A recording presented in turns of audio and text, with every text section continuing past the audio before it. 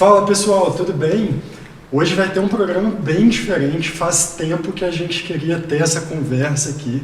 A gente já marcou churrasco, já marcou música para ver se trazia o Antônio, mas finalmente vai rolar esse programa, esse bate-papo. Estou aqui com a Laurinha, como sempre, o Augusto, e apresenta aí, Augusto. Vamos lá, pessoal, hoje 3 pessoas mais do que especiais, né? Então, Plástica Talks aí muito especial. Primeiro, não precisa de apresentação, né? Dr. Lindomar Delgado aí, nosso ídolo da cirurgia plástica, realmente como pessoa, como profissional.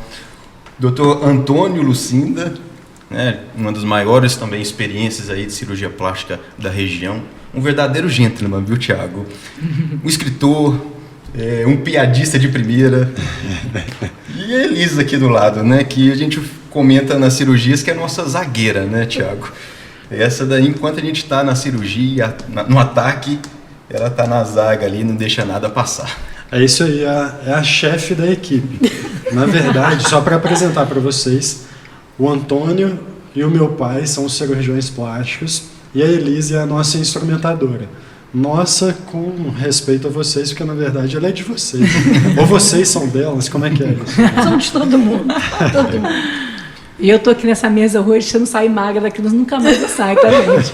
Magra, limpada, porque eu tô com um time de peso, porém magros aqui hoje, viu? É principalmente de peso. Então, uma das maiores experiências, viu, de cirurgia plástica estão aqui hoje. Eu acho que eu e o Thiago não vamos ter muita história para contar, não. Vamos ter que ouvir mais do que falar, viu, pessoal? A ideia hoje é que a gente fica mais quieto. Não fala muito não, Augusto. Deixa eles falarem, vamos ouvir muita história. A gente não quer ficar falando nada técnico de cirurgia plástica. A intenção é divertir, conversar, bater papo só.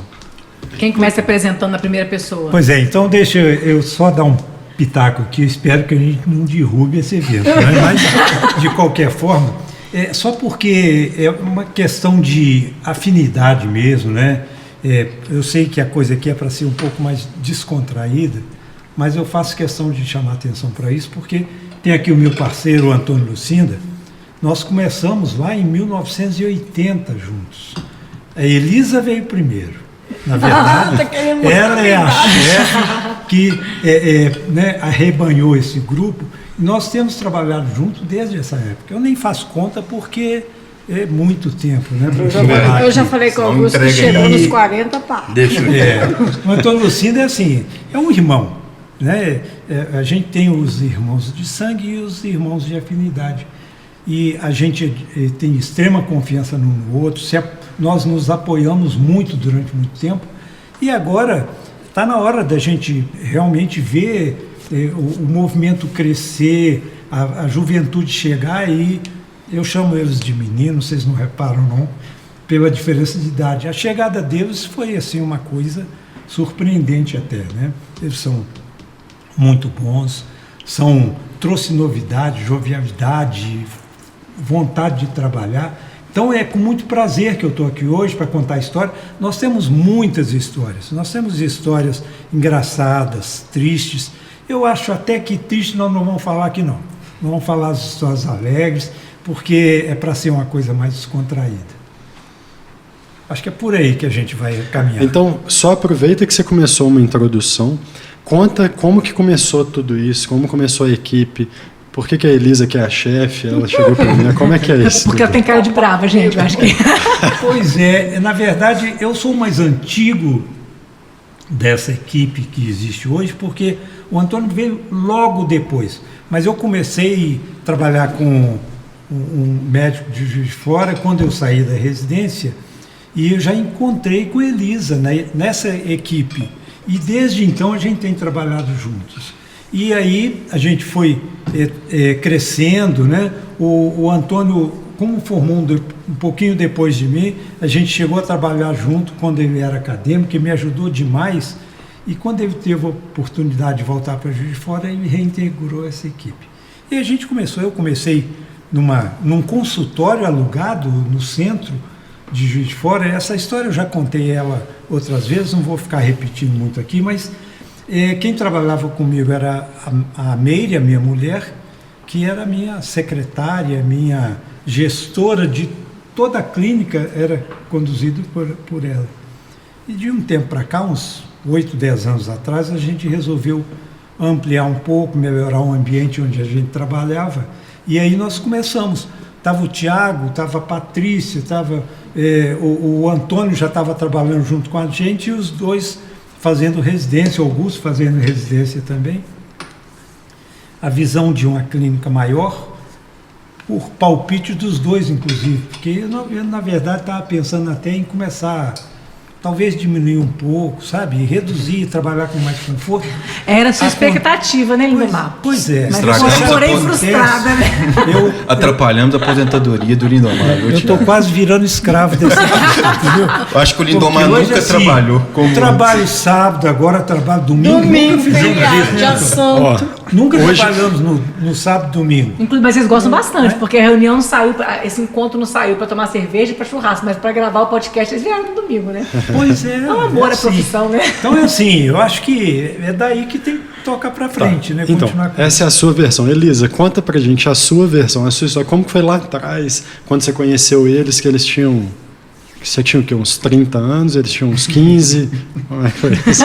Vamos parar com esse negócio de idade, vamos parar. 1980, aí nada mais que 42 anos de...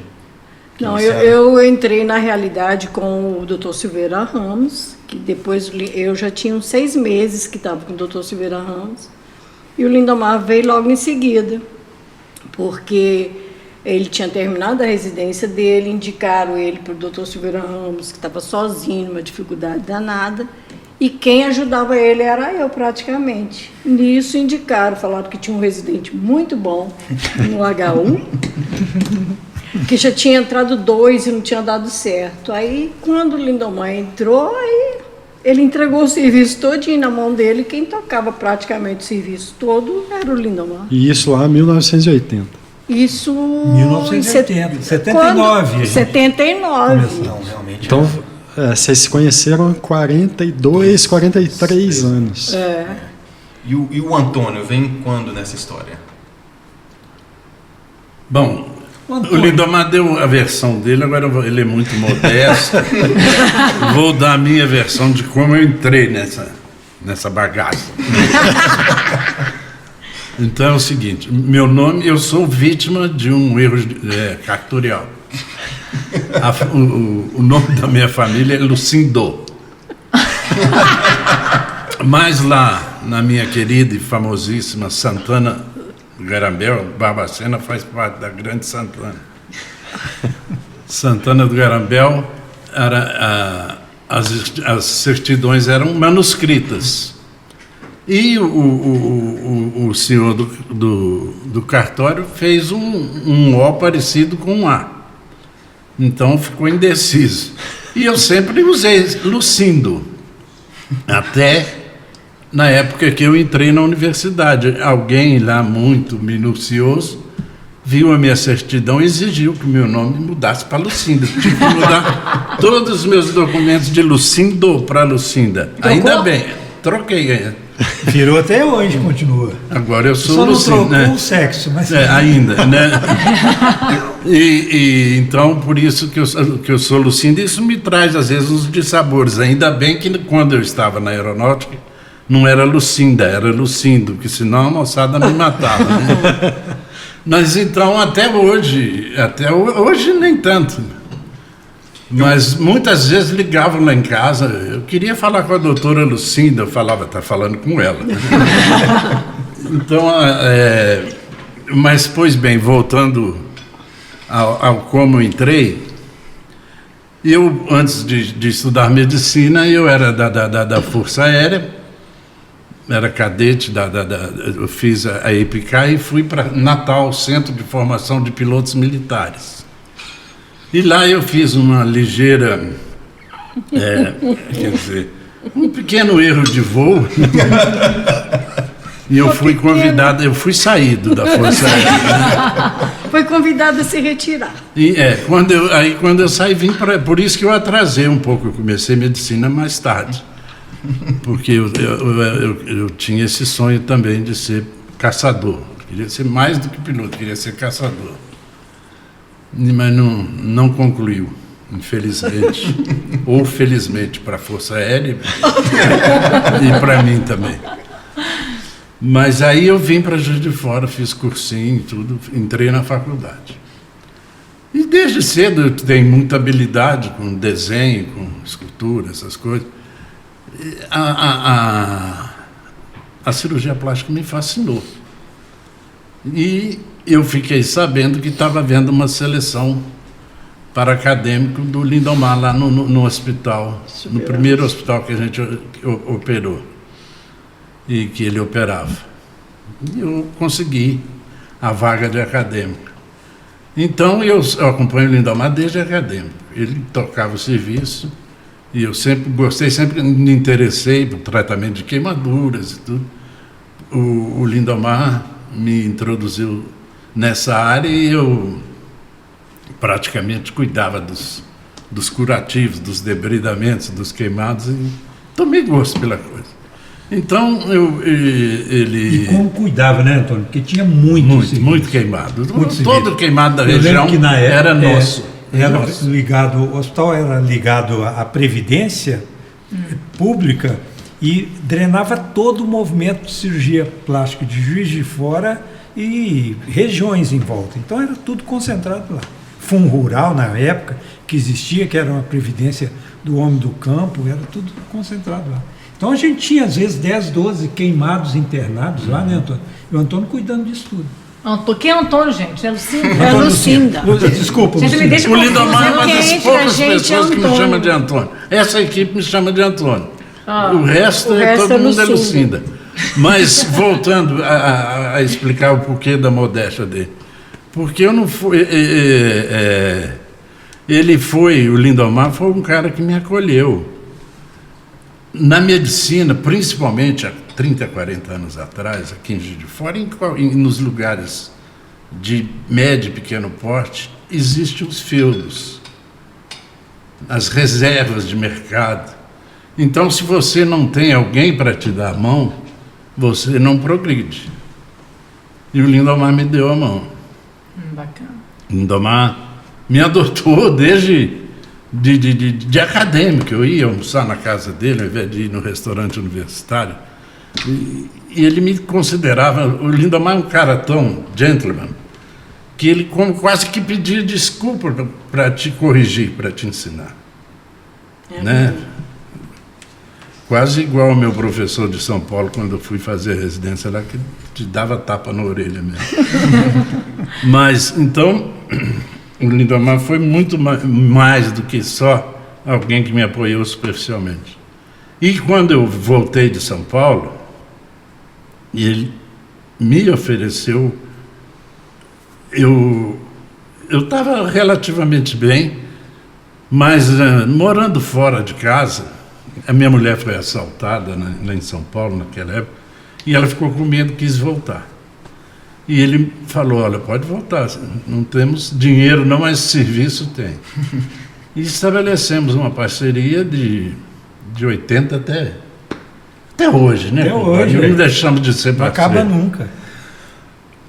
Obviamente, pelo retorno dos meninos, eu saí da equipe por decisão minha, né? Decisão minha, isso deve ficar bem claro. E agora eu fui mais esperto que ele, porque eu estou tirando o pé e eles estão escravizando ele. Eu acho que você foi bem estratégico. Quem saiu na hora certa. Você devia ter levado, vem, Lindomar, vamos Pois é. pescar. Mas eu falo todinho quando ele larga esses meninos, eles te matam. Lucinda, e você faz muita falta diariamente no nosso dia a dia lá no trabalho, com seu bom humor, um piadista de primeira, viu, pessoal? Então, assim, é uma companhia que, com seus conselhos, que não tem igual, não. Pode ter certeza que faz muita falta no nosso dia a dia. Às vezes fica parecendo que conota negligência quando a gente fala piadista, a gente conta piada dentro do centro cirúrgico, mas isso é descontração. E isso faz com que a gente não perde a concentração, é descontrair a equipe, para que o trabalho flua com tranquilidade, que Fica um clima leve, né? Tem um momento para tudo, né? Exatamente. Tem, hora que Tem você os tá momentos de focado. tensão, os momentos de Entendi. descontração. Mas eu agradeço até essa lembrança, mas realmente, a mágica de estar no campo operatório é tão grande que eu tenho sérios problemas de joelho. Lesionado na época da aeronáutica, inclusive, que eu fazia cama elástica, fazia ginástica olímpica, capoeira, e eu arrebentei os 2 joelhos. E como naquela época eu tinha a musculatura muito trabalhada, compensava. Agora eu estou pagando o preço. E quando você está operando, você fica 4 horas de pé, não sente nada. Tamanha a descarga de adrenalina, de endorfina, do prazer de estar operando. Depois que sai dali, você Aí vem a consequência. fica arriado por completo. Mas é isso, meu querido. Ô, Antônio, você tocou no ponto aí de piada e tal. As pessoas não fazem ideia como que é um ambiente de cirurgia, né? As pessoas acham que a gente fica quieto olhando para a cirurgia, operando o tempo todo, ninguém fala nada, não tem música, não tem nada. Não é mais ou menos assim que vocês imaginam? E aí a gente falando do Antônio mais contraído. Eu lembro na época de vocês, quando eu era estudante, eu ia lá acompanhar a cirurgia, eu chegava morrendo de medo, todo tímido, não queria falar nada, ficava no cantinho, e vocês brincando, rindo, enfim. Sua meta era ficar assim, bem tranquilo para poder operar, né? Não entrar mais nervoso. É que, na verdade, né, a gente entra no centro cirúrgico 7h30 da manhã e às vezes sai às 7h30 da noite. Como é que você passa 12 horas numa tensão imensa? Você tem que conversar, você tem que dar uma relaxada, tem que descontrair. Tem um momento do foco e um momento que você pode relaxar. Lógico que tudo sempre com muita responsabilidade. Mas é o jeito de você fazer o dia ficar um pouco mais leve. Principalmente no início, igual esses meninos, desculpa, meninos não pejorativamente, por carinho. Mas a gente passava mais tempo entre nós do que com a Meire, com a Cida. A nossa convivência era intensa, era mais de 10 Eu tô achando estranho que eu já tô ficando feliz de ser chamado de menino. Tá ficando esquisito. Mas tem tem um autor americano que diz que nós somos a média das 5 pessoas que nós mais convivemos. Então isso reflete nas nossas ações, nos nossos pensamentos, no nosso dia a dia, como a gente se manifesta. Então, e a gente, para mim, isso é um prazer, né? Conviver com vocês esse tempo todo, e com certeza isso reflete nas nossas andanças aí, né, Thiago? Agora, eu quero saber, porque vocês escutam muito o caso dos 3, mas eu não. Eu quero saber um caso do Daniel aí, que falaram, Thiago, não conta agora não. Eu já quero saber, porque o que eu já ri antes de começar esse papo, Você sabe quem que é Daniel, não? Não, né? Lógico que não, não deixou ninguém contar, ué. Eu não sei se esse caso devia ser contado aqui, mas tudo bem. O Daniel é o filho do Antônio. Ah, é? E a gente fala que a gente é primo, porque até explicar toda essa relação dos dois, para falar por que eu sou amigo do Daniel, eu prefiro falar que é primo e tá tudo Eles certo. são amigos, muito amigos. Tô curioso, hein? Conta aí. Conta logo. Eu não sei, tem tanto caso do Daniel. Qual o caso? Cheio de histórias, né? Na verdade, o caso que seria... Conta esse, então, que eu conto o outro dele. Mas eu não sei contar tão bem quanto, mas é porque antes de começar a gravação você falou que ia no banheiro. Aí a Elisa já me olhou dando uma risadinha. Falei, ela com certeza está pensando naquilo. Porque teve um caso do Daniel no restaurante. Né? Então, ele na mesa, não Ele sei, na mesa. pediu licença. Tem um Ô, negócio pai, eu que posso ir no me- banheiro? Pai, posso ir Conta, lá no Elisa, banheiro? conta, Elisa. Vocês estavam, acho que no restaurante, eu sei que estavam almoçando. E o Daniel acho que tinha uns 6, 7 anos de idade, e a Cida já tinha falado para ele, meu filho, você pode falar que vai no banheiro, mas você não precisa falar o que você vai fazer. Porque ele acho que num determinado momento. Não, só para lembrar, Lembra aí. eu acho que foi o seguinte, o Daniel tinha... Não, como é que era essa história? O Antônio vai lembrar. gente. Conta aí. Eu não estou lembrado dessa. Eu me lembro daquela da Filarmônica. Conta então essa aí. Conta, então. O Daniel gostava muito da lasanha de um restaurante aí. Então eu chantageava ele para ir nos meus programas e falar, depois a gente vai lá comer aquela lasanha.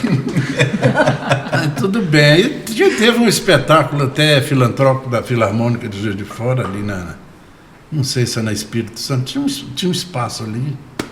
E fomos. E chegamos um pouco atrasados, sentamos na primeira fila. sentou assim daqui, e o Daniel devia ter uns 5 anos, ele ficou lá balançando as perninhas, e nós assistimos. E ele... Mas é um comportamento de um cavalheiro mesmo. E quietinho. E os movimentos da Filarmônica, tem aqueles alegres, aí tem aqueles suave que abaixa, mas quase até o final. Num desses movimentos que silenciou praticamente, o Daniel me solta essa: "Ô pai, acabou essa merda pra gente comer a lasanha." Mas o maestro começou a rir. Eu queria que aqueles assoalhos se abrissem e eu entrasse lá, literalmente, mas o Daniel vai ficar puto de eu contar essa história. Mas é interessante. Boa, viu? Essa foi ótima. Muito bom. Acho que tem uma história muito legal também que a Elisa já contou pra mim. Não é de nenhum dos cirurgiões aqui, mas é coisa antiga aí, né, Elisa? Como que é a história? O paciente foi para operar abdômen, saiu... Ixi, conta essa. Elisa Ah, é. Como que é essa história aí? disso. Essa eu participei. A paciente Cúmplice. foi cúmplice. A paciente foi, ela tinha, como o Lindomar falou que era o SUS, eram os convênios que tinha e tal. Eu só sei que essa paciente conseguiu a cirurgia de dermolipectomia, que seria o abdômen, pelo plano de saúde que era acima do SUS, né? Um pouco, acho que era patronal, sei lá como é que chamava. E foi operar com esse cirurgião. Ela conseguiu a guia para operar de abdômen. Aí tá. Chegou na hora lá no centro cirúrgico, muito paciente, muita gente e tal. Eu só sei que ele achou a mama dela muito grande e operou ela de mama. Aí tá, operou, ficou muito boa a cirurgia e tal. Aí quando chegou de noite que ele foi passar a visita, ela também, gente boa demais, eu sou doutor. Eu vim para operar o abdômen, o senhor me operou de mama? Ele falou assim, Aí ele falou assim, não, mas não seja por isso, eu achei sua mama muito grande e achei que devia operar, mas não seja por isso, amanhã a gente te opera o abdômen. Meu Deus. Se fosse nos dias de hoje, era um processo, né? Mas como todos os pacientes dele transformavam em amigo dele, então ele levava a vida assim. Aí tá, no dia seguinte marcou a cirurgia do abdômen para ela, aí chamamos a paciente, lá vem ela. Botou um bilhete, pegou uma folha de papel, colou com durex, de fora a fora no abdômen, escrito assim, doutor, hoje é o abdômen, tá? Aí não tem erro, né? Aí ele fazia farra, fotografava, e ela acabou ganhando uma cirurgia de mama. Gente, mas Eu ia falar é por agora, isso... eu ficar feliz. Feliz da vida que ela ganhou a cirurgia de mama. Tudo tem uma razão de ser. É por isso que hoje existe o checklist dentro do centro cirúrgico. O cirurgião, o paciente ainda acordado e anestesista, Todo mundo checa. todo mundo checa. Fulano de tal, confere. Cirurgia, tal, assim, lado, esquerda, direita, né? Porque existe casos, principalmente em termos de ortopedia, de intervenções erradas. Mas isso a falibilidade é inerente ao indivíduo, ao ser humano. Ao médico, às vezes, é negado, né? A gente tem que ser infalível. Porque não adianta você, principalmente os advogados adoram fazer isso. Não adianta você acertar 1000 vezes, porque vem um advogado de só menos importância e pega seu currículo e rasga. Ele negligencia tudo que você já fez. A partir dali você é um negligente, você. E isso às vezes acontece. Acontece mesmo, né? Às vezes até por negligência mesmo, nós sem ser corporativista. Mas a falibilidade pode.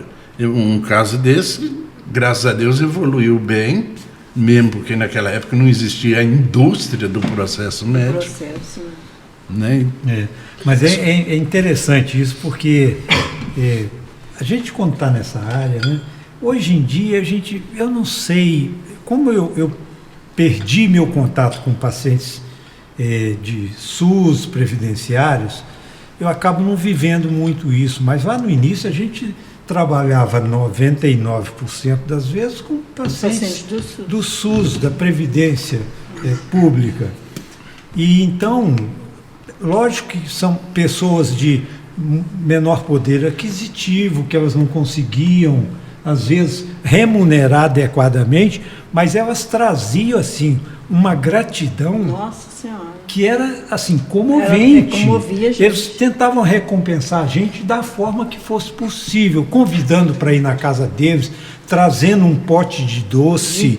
E, trazia ovos, galinha. Sabe?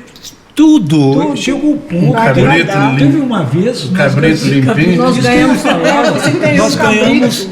ganhamos um carneiro. Não, Vivo? Não, o cara, graças a Deus, ele matou. Vivo não, ele matou, levou. Matou, trouxe ele limpo, preparado, entendeu? Mas ganhamos um carneiro. Eu assim, na minha família não tinha hábito de comer carneiro, a gente não sabia nem como fazer aquilo. Nós ficamos com muito medo, porque falavam, a carne de carneiro é dura, não sei o quê, tem um sabor diferente e tal. Acabou que a gente arrumou uma cozinheira que fez o carneiro pra gente, ficou delicioso. Mas olha só, a pessoa de uma cidade de longe traz um carneiro, por quê? É o que ele tem para oferecer. Né, da cirurgia. Né? E às vezes, quantas e quantas vezes a gente ganhava um muito obrigado, doutor. Né? Deus te abençoe. E era a paga muito maior do que se estivesse dando um dinheiro para a gente. Então é uma coisa, assim, eu acho que esse lado nosso, né, a nossa atividade tem isso, sabe? Né? São histórias emocionantes, muitas vezes engraçadas também, mas que é uma coisa de uma recompensa que não tem tamanho. Existe também os que não te reconhecem, né? Tem os dois lados. Né? Tem aqueles que não mandam nem cabrito, nem obrigado, né? Nem um ovinho, né? Não, tem um caso que eu conto até onde era a barbearia, na Barbosa Lima. Estou eu na época que não existia lei para o uso de cinto de segurança. Então, poxa, os traumas de face eram muito frequentes mesmo. E um cara uma vez estava descendo ali na rua São José, uma rua Pique, numa BMW, uma Brasília muito velha, entrou de cara no muro. E o para-brisa quebrou, entrou por dentro do lábio dele, levantou, arrancou o septo, o nariz dele estava deitado sobre a testa. Eu lembro desse E o lábio aberto, dos dois lados. Fez um lábio leporino nele desse tamanho. E eu operei o cara de madrugada lá no João Felício e reconstruí o septo, ficou muito bom. E eu sentado lá um dia, e ele era freguês do mesmo barbeiro. Eu sentado numa cadeira, ele noutra. Aí ele contando, você sumiu, fulano. Fala, eu tive no bico do urubu, tive um acidente terrível, fiquei uns 3 meses, tudo costurado, não sei o quê. Agora eu estou ótimo, graças a Deus. Onde você foi atender? Lá no João Feliz. Quem te atendeu? Foi um médico gordinho. Nem sei o nome dele. Muito bom, viu? Você se apresentou, foi eu? Não, eu fiquei quietinho. Nessa hora é melhor não falar tem nada. histórias assim, já aconteceu comigo. Eu tinha até emagrecido um pouco. Eu tenho Ele certeza, não me reconheceu. tenho certeza que já aconteceu com vocês também, e talvez com vocês, apesar de serem um pouco mais novos. Não tem nada que incomoda mais. Você faz uma cirurgia numa pessoa e vai para o pós-operatório, vai avaliar, está tudo muito bem, tudo certinho e tal, não sei o quê. Aí a pessoa depara pela primeira vez, né, quando não está muito esclarecido, com uma cicatriz ou alguma coisa do pós-operatório, que é considerado normal, e aí o paciente, a pessoa pega e fala contigo assim, ô doutor, depois pode fazer uma plástica, não pode fazer? Plástica. Quer dizer, você fez um sacrifício danado para entregar aquele resultado, a pessoa quer saber se pode fazer uma plástica depois para corrigir. Esses escuros, Então, tem isso. esses dos traumas de face são mestres para perguntar isso. Porque existe, agora não. Na época não tinha nem celular, né, compadre? Não tinha nada disso. Então, desculpa, eu saí um compadre aqui, mas a gente se trata assim mesmo. E está parecendo até uma dupla sertaneja. Né? Mas uma mística sobre... Aparecia na televisão um cara... O sujeito caía dentro d'água, uma moça caía dentro d'água, o jacaré mastigava ela todinho. E ela ficava muito mais bonita do que era antes. Então, criou-se a mística de que a cirurgia plástica faz milagres. E a cicatriz é indelével. Uma vez existente o trauma, vai existir a cicatriz. E para sempre. Então, às vezes você pegava um pole machucado desse aí, você ficava 4, 5 horas suturando no maior capricho. A tradicional pergunta, principalmente da tia que está ali do lado, né? Doutor, depois vai precisar de plástica. Acho que vai. Mas tem casos, não é ligado na cirurgia plástica não, mas a Elisa sabe, o Antônio também conhece, pessoa, o Augusto e o Tiago não. É um ortopedista que era amigo nosso, ele já é falecido e tudo. Para vocês verem como que são os casos, né? E você tem que conhecer o antes e o depois para ter uma avaliação crítica, saber julgar até o que está acontecendo. Pois bem, existia muito tempo atrás, né, do tempo de nenhum de vocês aí, um vendedor de bilhete de loteria que circulava no calçadão em Juiz de Fora, vendendo bilhete. Ele era uma pessoa assim que nasceu com defeito físico imenso, sabe? Ele andava com as pernas todas tortas e travadas, os braços enrolados assim, e punha os bilhetes aqui na mão aqui e saía vendendo, oferecendo bilhete e tal. E ele comentava, ele estava muito feliz da situação dele, que ele saía comentando, né, que ele tinha feito a cirurgia ortopédica e fazia questão de citar o nome do médico que tinha operado ele. O doutor fulano que me operou, doutor fulano que me operou. Quem via aquilo fala, gente, esse médico é um monstro, um criminoso, não sei o quê. E, na verdade, esse vendedor de bilhete, ele andava em cima de um carrinho de rolimã. Ele não conseguia levantar, andar com as próprias pernas. É importante saber o parâmetro de antes para entender o cara a fez alegria. A cirurgia nele, pôs ele em pé, ele conseguia se mover sozinho, conseguia vender o bilhete dele ali para ganhar a vida. E, no entanto, quem via a fala dele achava que o médico tinha mutilado. Né? É o contrário. Acaba que a gente não trabalha com esse tipo de coisa tão dramática, mas a gente vive a mesma coisa, né? O que a gente fala muito é de alinhar a expectativa, porque realmente tem que ver como é antes para saber como vai ficar depois. A gente não vai fazer milagre, né? Então, essa noção é fundamental. E isso é uma das coisas mais difíceis na consulta, né? A gente alinhar isso, saber o que se passa na cabeça da paciente. Mas vocês conduzem isso muito bem, né? Nos outros episódios a gente trouxe muito isso à tona, da importância das pessoas saberem qual a expectativa. E que algumas vezes, né, vocês, né, os médicos, falaram que não, né? Olha, vamos seguir outro caminho primeiro, antes de irmos para a cirurgia, para que não haja uma frustração, para que não haja, né, uma expectativa realmente... A personalização da cirurgia, individualizar. Isso que é mais importante, é a gente saber captar essa expectativa da paciente. E a individualização que você falou, gente, é importante dizer que nesse caso da ortopedia, que o Lucinda falou, isso não acontece com vocês não, né? Porque são poucos pacientes por dia. Senão vão começar a fazer a plaquinha, igual a Elisa contou. Não precisa ter medo. Na verdade, isso a gente deve a eles também. Porque pode acontecer de a gente... Poxa, tanta coisa na cabeça e tal, mas a gente faz questão de operar uma paciente por dia, talvez 2, se for uma cirurgia bem pequena. A gente não quer fazer nenhuma cirurgia correndo, porque já tem outra para fazer. Então, não tem... O checklist, né, Lucinda? Tem o checklist é importante. Não vão ter. Você tem que entrar na cirurgia concentrado, né? E eu, por exemplo, gosto de deixar meus pacientes bem à vontade. Um dia desses, fui operar uma senhorinha, tirar um tumorzinho no nariz dela, para descontrair. Nossa, a senhora está um pouco nervosa, é a primeira cirurgia que você faz? Ela falou, eu falei, eu também. Eu não queria descer da mesa. Eu falei, não, eu estou brincando. Ô, Luciano, eu tô curiosa por outra coisa aqui. Você falou que na aeronáutica, né, você foi convidado a ser retirado.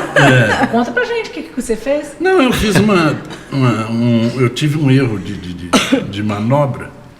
Você fica, na aviação, é uma vibração muito grande. Eu tinha visto na noite passada, no cinema da base aérea de Natal, era a maior base aérea, foi chamado Trampolim da Vitória. No auge dela, tinha 2.000 prédios. Pra você ter uma ideia, do refeitório para o alojamento, para o dormitório, a gente ia de ônibus. Tamanho é uma monstruosidade. Então, eu tinha, na noite passada, tinha visto um filme sobre aviação e uma chamada decolagem americana. O cara dava motor até o fundo e puxava de uma vez. E eu estava 8, 9 horas de voo, 10 horas de voo. E eu fui fazer uma decolagem. Geralmente, quando chegava a 45 milhas de velocidade, você dava um toque, tirava o bico do avião e subia. Eu enterrei o motor até o fundo e fui até 60, 70 milhas. E puxei. Quando eu puxei, o avião saiu igual um foguete de uma vez. Né? E eu entrei assim, em voo, quase que em stall, pré-stall, e ia remitir para a esquerda, em cima da outra pista, que tinha um major decolando. Eu entrei na frente dele. O major saiu para lá.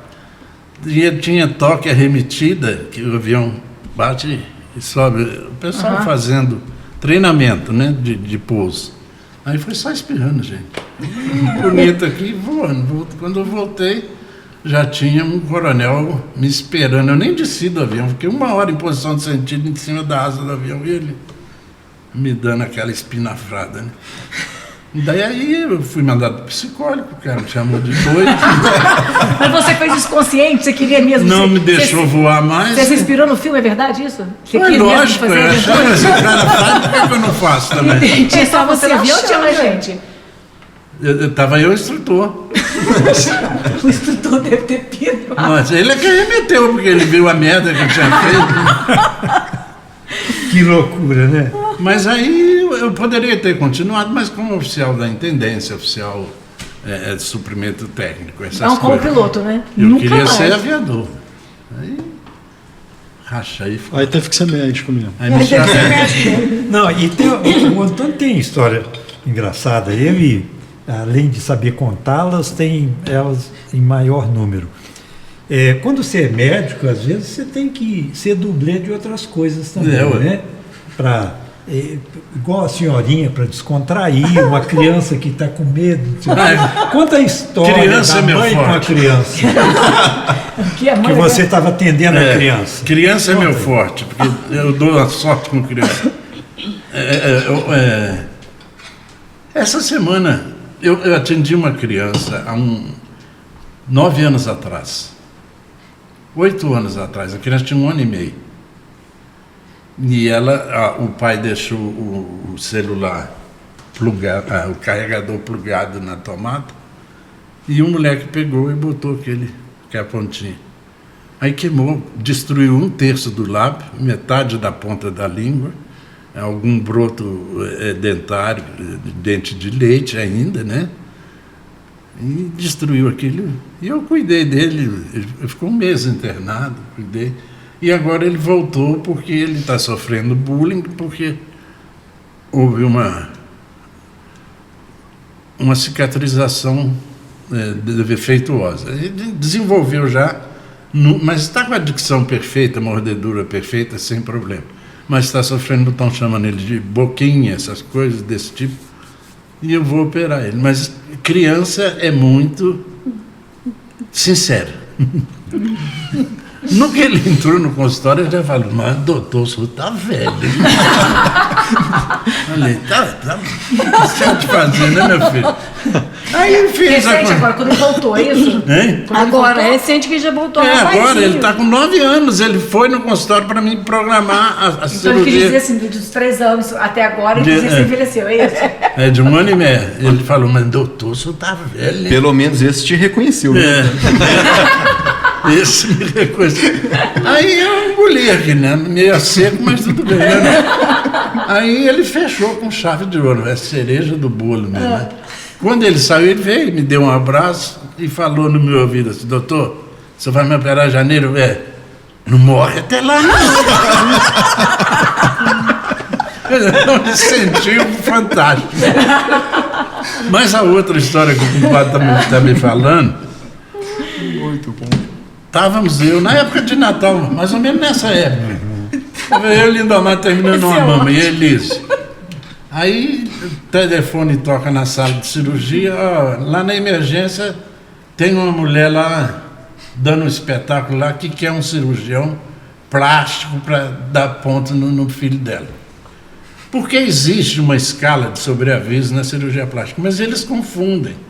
Nós não temos essa escala, ou não tínhamos, para fazer sutura no pronto-socorro. Era para casos mais complexos, acidentes, desenluvamentos, acidentes de carro, perda de substância cutânea, queimados. E para isso que tem. Não é para a gente ir lá, de madrugada, dar 2 pontinhos. Caso simples, tem o cirurgião geral. Qualquer né? cirurgião geral pra é capaz, até o ortopedista, não em sentido pejorativo. Mas os ortopedistas muito habilidosos para a sutura e eles têm caprichado muito. Pode fazer isso e deve, e não era direito dela, mas ela estava espalhando, né? Aí a doutora lá ficou meio assustada e pediu ajuda. O bobão aqui se prontificou. Acabou a cirurgia de si. Desço eu, paramentado, com aquele bonezinho. E o moleque, um capeta, mal educado ao extremo. A barba era assim ainda? Branca. Era mais. A barba era Era maior. Um pouco mais densa, né? Vinha mais até aqui. Aí a mulher, a hora que eu apareço na porta da emergência, tá lá o rapazinho corcoviando e a mãe do lado, dando de braço para lá e para cá. Aí ela me viu: olha quem veio te atender, o Papai Noel. Tá bom. Aí cheguei, o moleque já me deu um chute no saco, né? Ele era super mal educado. Eu contorci um pouquinho,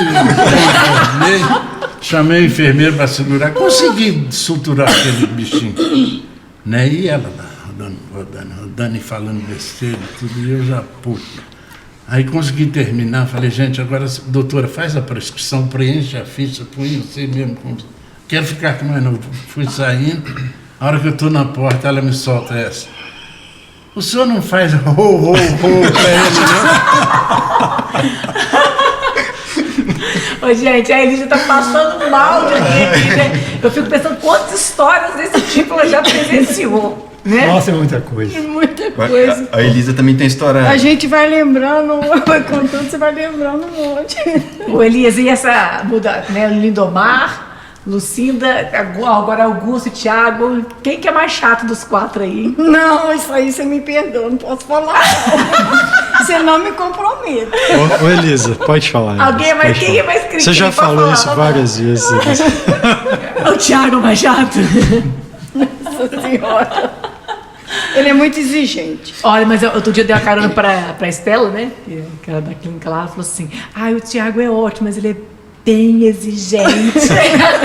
Essa fama vai pegar, hein, Thiago?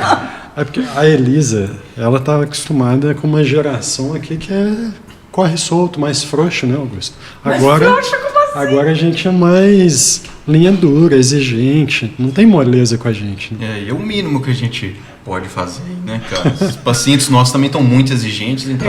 Mudou Então, a tudo. exigência, o checklist para não cometer nenhum diferente. erro, para ser o mais isso. certo possível. Então, é A gente isso que tem a que se gente adaptar, quer né? transmitir para nossa equipe, né? É exatamente isso, muita coisa mudou. Eu quero que você fale isso, que como você trabalha hoje ativamente com a gente, trabalhou com Silveira Ramos há 60 anos atrás. Vou parar, vou falar a sua idade daqui a pouco, vou revelar a sua, hein? Mas assim, só contar como é que mudou. Porque um totalmente detalhe, diferente. essa questão do checklist é importante, mas provavelmente a chance de acontecer algo desse tipo com a gente é muito menor. Porque a gente não chega e coloca 5 mulheres na mesma sala, sai desenhando, tirando foto e pronto. A gente chega, vai ter uma paciente só, aí opera com calma, não tem mais 4 esperando a gente. É mais organizado, a gente faz questão de não entupir a agenda, a gente preza mais qualidade. Produção em série, né? Produção em série. Que talvez tem gente que faça, não está certo ou errado, mas é só o nosso jeito de trabalhar. E você contou que antigamente talvez não era muito assim. Então fala um pouquinho, que você sente? Como eu trabalhava com o Dr. Silveira Ramos, eu trabalhava com ele também de secretária, no consultório. Às vezes eu ia no SUS ajudar ele, preencher guia, um monte de coisa que eu ajudava ele. Aí ele atrasava, porque nessa época era muito serviço, o Lindomar acho que ainda não tinha entrado para a equipe não, para dar socorro para ele.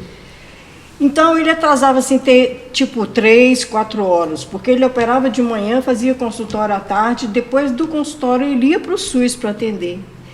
E o SUS nessa época liberava muita cirurgia de mama, de abdômen, liberava tudo.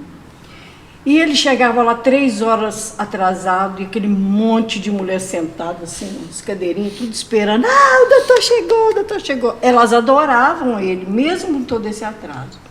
Aí ele só falava assim, eu olhava as pacientes assim, com os peitos grandes, e falava assim, você pode entrar todo mundo.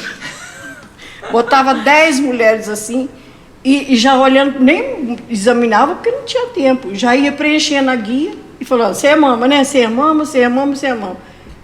Preenchia a guia, entregava para elas saíam alegre, satisfeita, feliz da vida porque ia conseguir operar de mama. E ele, o meio de campo que ele jogava, né? Tratava todo mundo igual, alegre, tranquilo, e elas felizes da vida, e todos operavam. Nisso o Lindomar chegou. Era o quê? Umas 12 cirurgias plásticas por dia, fora as outras, né? Porque, na verdade, eu saí com a formação de cirurgião geral e eu assumi toda a cirurgia geral do hospital e mais a plástica. Auxílio na plástica. Na né? plástica. Então tinha 12 cirurgias por dia. Era isso mesmo. A gente começava, eu chegava às 7 horas para ajudar o Dr. Silveira Ramos. O Lindomar sempre gostou de chegar mais tarde. Você chegava às 7, Lindomar às 8, Zé Mariano às 9 e às 10 começava às 10 começava a Mas até hoje implicam comigo. Eu não chego atrasado. Eu tenho o meu horário de chegar. Eu chego às 8. Mas não é atrasado. Não é atrasado, é o meu horário. 7. 7h30 às 8. Aqui a gente está falando aí, né, das histórias, conhecer e tudo, mas eu quero saber o seguinte, né, eu não conheço muito da história de vocês para trás. Era outro tipo de formação na medicina, né, o Augusto, o Thiago eu conheço mais de perto. O pai de vocês era médico? Não. Como é que vocês escolheram fazer medicina? Como é que foi o estudo? Como é que era a formação? Antônio, seu Tonho, Totonho, Lucinda. Não. Eu fui criado na roça, né? Pisei em bosta de vaca até os 9 anos de idade. E para currar um cheirinho de esterco gostoso de roça. Bom demais. Da minha querida Santana do Guarambel. E depois fui para Barbacena e fui influenciado. Meu pai era muito severo. É uma criação espartana, realmente. Ficava preso, não brincava. E não tinha nada a fazer, estudava. E eu morando em Barbacena, que o pessoal da Força Aérea todo dia voando na minha cabeça, falava, eu vou pegar um bichinho desse aí, qualquer dia desse. Fiz prova para EPK, Escola Preparatória de Cadência do Ar. Entrei, de lá fui para o centro de formação. Mas sempre gostei de medicina, influenciado um pouquinho pelo meu pai. Meu pai, ele tinha o 4º ano primário, mas era um cara, lá na minha terra, ele aplicava injeção, tirava berne, dava ponto, lá a briga era no cacete, cada um tinha um pau mulato assim. Quando fechava o tempo, a porrada comia, geralmente abria umas brechas, o papai costurava aquela turma. É toda. Mesmo? Lá para chegar um médico, levava 2, 3 dias quando ele se dispunha, por causa não tinha estrada, não tinha. Isso aí, a diferença dos anos 50 para o ano 2000 é um troço abissal. É igual de 2000 para 2020, uma diferença, né? Com o advento da telefonia móvel para frente, você vê que a diferença é brutal. A comunicação existe, a privacidade desapareceu. Então, aquela época, para se conseguir chegar com o médico, só conseguia consultar com o médico quem era estribado, um fazendeiro que tivesse uma caminhonete, uma coisa assim. O resto era com farmacêutico, mais perto que tivesse. Os farmacêuticos faziam. Meu pai deve ter... fazia sutura. E ele vinha em Barbacena, ele era comerciante. Vinha em Barbacena, ganhava amostra grátis nos consultórios dos médicos lá, e passava. Ele fazia tratamentos lá. Deve ter matado muita gente com choque anafilático, porque era o rei da penicilina. Salvou muitos também, né? E salvou muitos também. Mas aplicava a injeção, meu pai era... E aquilo me fascinava um pouco. Aí depois que eu saí de lá, vim para Juiz de Fora, falei, vou estudar medicina. E dentro da medicina, né, eu tive uma briga com o professor de anatomia, quase que eu parei na medicina por causa disso. E mesmo assim eu me fascinei com a medicina. E vi a cirurgia plástica, quanto era bonita. Era bonita, gostava de desenhar. Você tem um poema também, não tem uma poesia Tem. bonita? Você lembra de cabeça? Lembro, mas não, é um poema muito triste. Não, mas depois vale a pena, né? É porque ele contou no início, Nossa, inclusive, aquilo é que ele está muito escrevendo legal. um livro, viu? Já Não, eu tenho 2 livros. Mas agora um com Publicado. Canguçu. Esse com o Canguçu e o Dicênio, eu não consigo reunir esses 2 de jeito nenhum. Então, nosso livro está emperrado tem uns 5 anos. É só você vir no jardim que você acha um deles aqui, ó. Tá sempre aí. E você, Lindomar? Como é que foi a sua escolha pela medicina? Assim? Porque realmente foi o que o Lucinda falou, né? Era outro tempo, né? Sim, com certeza. Na verdade, eu também, né, a minha família vem da roça, eu fiquei na roça, no campo, até depois, quase terminando a faculdade, foi quando minha família toda saiu da roça. Mas a minha opção pela medicina, não sei, não lembro de uma influência grande, mas eu imagino que tenha sido por conta de uma tia que é médica. Ela é uma médica, a gente gostava dela muito, ela sempre amparava a família toda e eu não sei, o dia a dia foi me conduzindo talvez um pouco por isso. Teve uma época que eu tive que suturar a barriga de um bezerro, sabe? Histórias desse tipo, que olha, ele tem jeito, não sei o que e tal. E acaba que no subconsciente vai influenciando. Então, exato, né? Eu acho que influenciado por essa minha tia que eu acabei sendo médico. Não tem uma causa. O que eu já falei isso anteriormente também, quando eu escolhi ser médico, antes de eu ter noção do que era ser médico, eu pensava assim, eu não quero ficar dando remédio, porque demora muito a ter resultado. Eu quero ser cirurgião porque eu arranco o que está fazendo mal. Que isso é o que passava na minha cabeça. Acho que por aí que eu acabei virando o que virei. Acho que foi mais ou menos por aí. Legal, bacana. E nenhum dos dois, então, assim, vieram da roça, né, construíram a vida de vocês junto com a medicina, e agora tem, né, a medicina continua perto de vocês, com os filhos.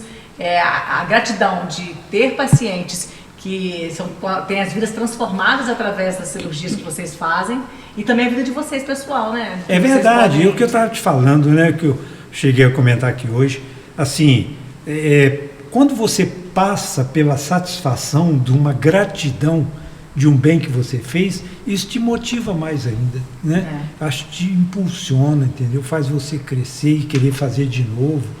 Acho que tem um pouco disso, sabe? E o amor da profissão, né? Hoje, quando a gente estava aqui se preparando, o Lucinda estava ali com o celular mostrando pro Lindomar, esse caso que ele acabou de contar, né? Da boca do menino e tudo mais. Aí o Augusto, olha o amor pela profissão, olha, domingo de manhã eles estão lá discutindo o caso, conversando. E é legal de ver, né? A gente vive 24 horas por dia, né? É engajamento mesmo. E isso mostra tão quanto a cirurgia plástica é muito maior do que uma estética. Isso a gente tem que passar isso para as pacientes que perfeito, verdade. poder ser útil para o próximo, né? Melhorar a funcionalidade igual do Antônio na boca do menino. Então isso que nos motiva e arrepia. Viu? A cirurgia reparadora nos faz sentir mais médicos. Eles falam que eu sou um puxa-saco do Lindomar. Absurdo, mas eu sou mesmo porque, sinceramente, eu me fiz cirurgião e me considero um bom cirurgião. Quase que ótimo. Mas eu me fiz cirurgião. Ele nasceu cirurgião. É verdade. É a maior habilidade cirúrgica que eu conheço. Criatividade e habilidade cirúrgica. Quando eu cheguei em São Paulo fazendo residência, os professores faziam uma cirurgia, depois eu falava, o Lindomar faz isso melhor. Esse cara é puto. Até que depois eu levei o Lindomar lá em São Paulo, ele ficou conhecendo o serviço, ficou amigo do professor Paulo Mateó, o Jorge, o Serginho, todos são amigos agora, da família, inclusive. São todos nossos amigos lá de São Paulo. Mas eu realmente sou uma tiete do Lindomar. Mas tem que dar um pouquinho de desconto. Acho que a gente releva isso, porque realmente é parceiro para tudo, né? Mas eu tenho, então, aproveitando esse tema aí sobre habilidade, hoje em dia é muito comum com a internet, popularizou a mamoplastia com cicatrizes reduzidas. E isso é algo que eu e o Thiago, nós aprendemos com o Lindomar, e isso não é recente que ele faz, ele já faz isso há anos. Eu e o Antônio... Eu gostaria de saber de vocês dois, como que surgiu essa história da mamoplastia com cicatrizes reduzidas, que é sucesso. A gente tinha deixa eu só complementar. A gente estudou medicina aqui, então a gente escutava falar dessa técnica, e aí o Augusto foi para Belo Horizonte fazer residência, eu fui para o Rio fazer residência, e aí você aprendeu a fazer uma técnica, a técnica convencional de pitangui, eu também aprendi, que é aquela que faz uma cicatriz bem grande, e aí a gente voltou e falou, putz, não dá para a gente fazer essa coisa que a gente faz, sendo que eles fazem essa técnica, a gente precisa aprender. E aí a gente apanhou pra caramba até que aprendeu para começar, né, Augusto? É realmente uma técnica mais difícil, uma mais laborosa, intuitiva, né? com mais detalhes. Então, isso é algo que demora uma curva de aprendizado maior. E isso, graças a vocês, eu e o Thiago, nós conseguimos aprender isso. A Elisa conta que outros cirurgiões, muito antes da gente, cansaram de assistir cirurgias de vocês para aprender a técnica, e aí no meio do caminho falaram, eu desisto, vou fazer a outra porque isso aqui é muito difícil. Verdade. E aí, como é que foi? Na verdade é o seguinte, a gente tinha muito material na mão, a gente operava, para vocês terem uma ideia, uma cirurgia de mama em torno de 2 a 3 horas, cada uma. E nós operávamos 3 mamas todos os dias, eu, Antônio e Elisa. Eram nós 3. Então a gente passava o dia inteiro fazendo mama, né? Tendo outros serviços para trocar também e tudo, mas como a gente tinha muito material, estava começando a surgir técnicas diferentes, o L, não sei o que, tentar reduzir a cicatriz. E aí teve um evento internacional em São Paulo sobre mama. E eu resolvi ir lá. Fui lá e vi uma cirurgiã belga. Nós fomos. Você estava junto também. Eu lembro até que nós ficamos ali na Alameda Santos. Exatamente. Numa parte hotel ali. Exatamente. Lembra o ano?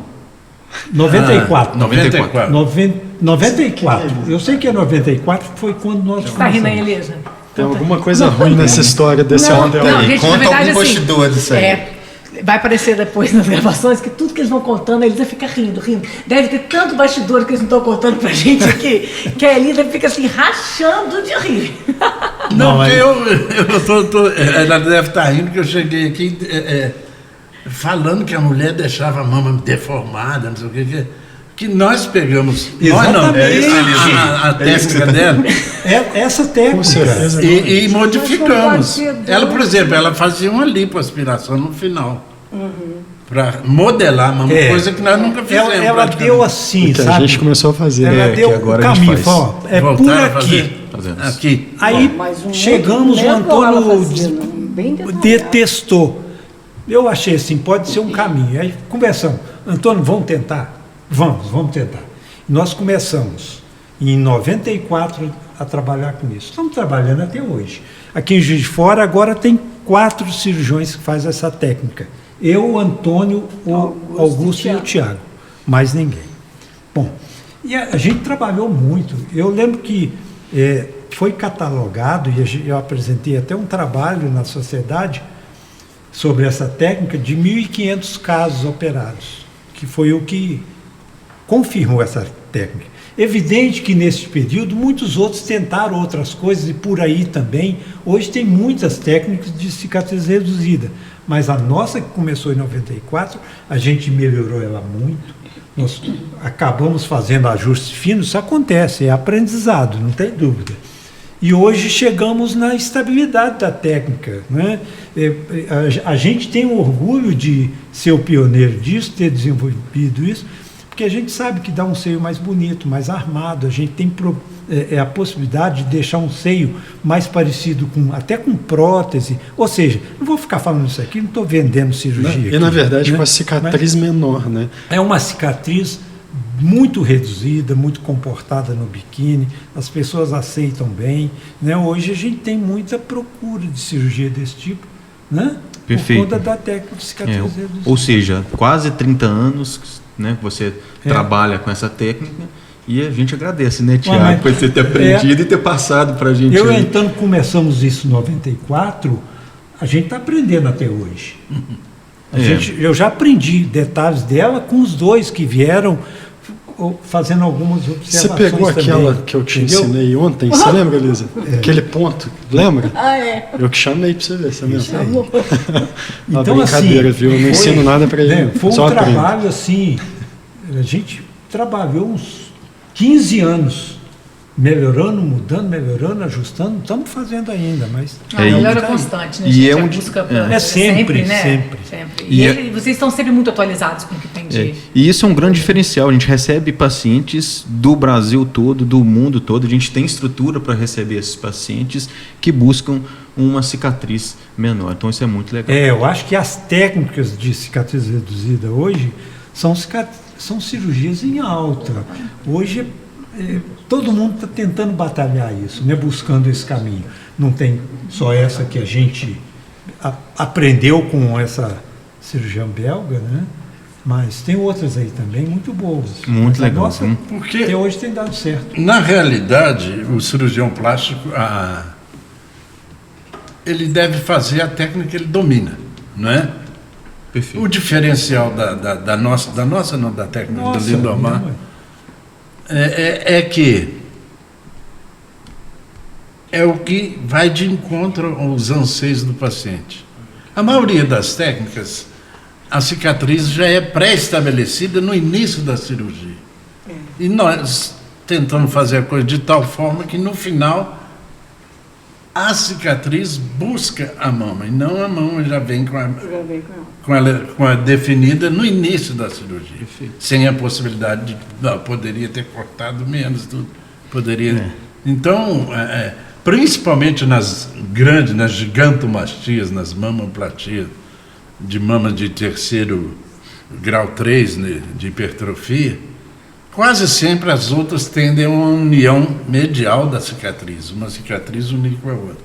E na nossa, dificilmente a gente chega a esse extremo. Isso é refinamento, é detalhe. É isso que nossos pacientes buscam, né? Hoje em dia os pacientes têm muita informação com rede social. Então, é isso. Que Eu como sou já mais idoso, ranzinza, e também estou tirando o pé, Ranzinza? eu sou bastante. É mesmo? Não parece, Não, assim- hein? A Estela que vai dizer. A Estela que pode falar bem, mal, fala ser ranzinza, que é aquele período. Quem pode falar que é a Estela, mais que a Cida. Elisa. Desculpa, a Elisa. A Mais Elisa. que a Meire, que a Cida. Mas ninguém hoje em pode dia falar. o paciente chega com esse cabedal de informação e eu digo, olha, talvez se você operasse com o Dr. Google, você se desse melhor. Eu não me sinto tão capacitado quanto ele, não. Eu acho que eu lembro uma história sua que um paciente pediu algum exame. Tem uma história dessa? Tem. Conta essa Essa é boa história aí, também. viu? Essa é boa, viu? Essa é boa. Ela foi